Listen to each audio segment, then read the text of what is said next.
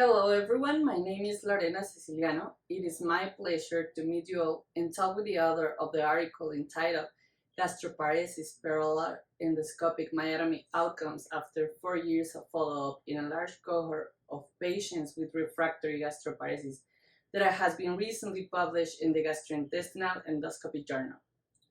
Thank you, Lorena. My name is Oscar Víctor Hernández Mondragón, one of the authors of this article. I work as a chief of the endoscopy unit in the specialist hospital of the National Medical Center, Center 21 in Mexico City, Mexico.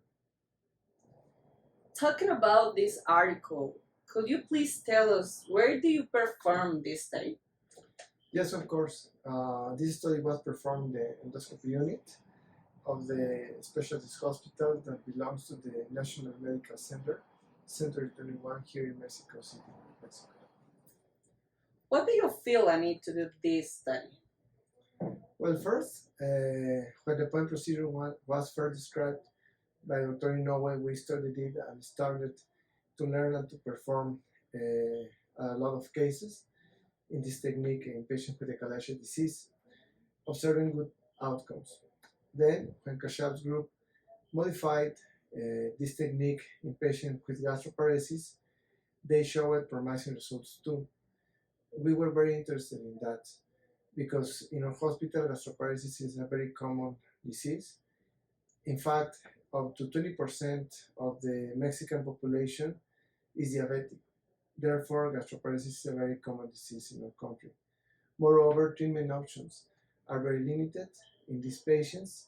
Therefore, endoscopic pyloric ring myotomy throughout the G-point technique sounded promising to us. What does this study contribute to the existing knowledge? Well, probably the two most important contributions are first, the long-term evaluation and the number of patients that we evaluated and that completed the study protocol. Secondly, the discovery of the long-term predictors for good term outcomes, such as diabetic etiology, early diagnosis, that means less than 2 years from the diagnosis of gastroparesis, nausea and vomiting subtype, and the presence of a retention percentage at 4 hours that are less than 10% after 6 months of G-point. What comes after this? Well, the first step that we must do is to continue with the follow-up of the cohort of these patients to know if we could add more information or additional information about the outcomes of G-point. Also, to include new patients, especially now that we have found some positive results at long-term evaluation with this technique. Finally, some additional questions and comparisons need further clarification. Therefore, we will work in new study protocols to investigate this topic. What should the GIE readers read this article?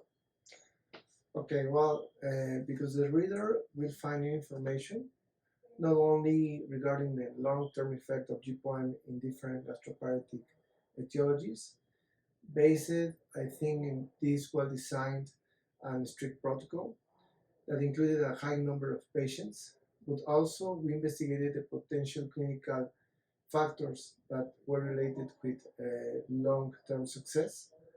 This information, I think, that is very important for the clinical doctor because it will help the reader to evaluate who are the best candidates for this technique and what should be the most important potential instruments that we must consider during the follow-up evaluation.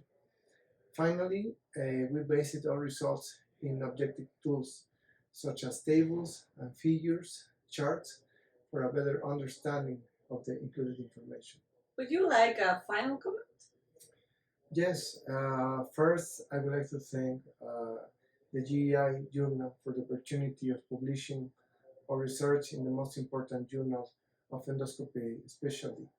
And I would like to invite the readers to comment the article. I will be very happy to answer any questions you may have. Thank you very much for the interview and we wish you success with the next project. Thank you, Lorena, and all the readers for watching us. I invite you all to read this article which is an important tool for gastroparetic patients. Thank you very much. Thank you.